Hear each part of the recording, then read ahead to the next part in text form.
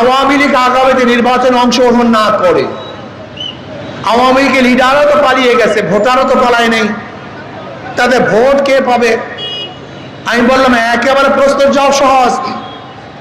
ওই সমস্ত লোকেরা যাদের কাছে নিজেদের জান মালের নিরাপত্তা পাবে তাদের কি তারা ভোট দিবে?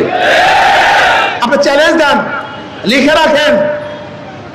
ওই সমস্ত লোকগুলি যাদের কাছে জান মালে নিরাপত্তা পাবে, সুন্দরভাবে ব্যবসা করতে পারবে, বুক ফুলিয়ে রাস্তা হাঁটতে পারবে, স্ত্রীর কাছে থাকতে পারবে, তাদের সন্তানকে স্নেহ করতে পারবে, পালাতে হবে না, দৌড়াতে হবে না, এমন ব্যক্তিদেরকে তারা ভোট দিবে, কোনো সন্দেহ নেই। বলতে পারেন হুজুর হিন্দুরা কাদেরকে ভোট দিবে? হিন্দুরা তো আওয়ামী লীগকে ভোট দিত, ওই একই কেস। হিন্দুরা তাদেরকেই ভোট দিবে যাদের কাছে তাদের জান মালের নিরাপত্তা পাবে, হিন্দুরা তাদেরকেই ভোট দিবে। আন্দোলন বাংলাদেশের মহতরাম সিনিয়র নায়েবে আমির জুলাই বিপ্লবে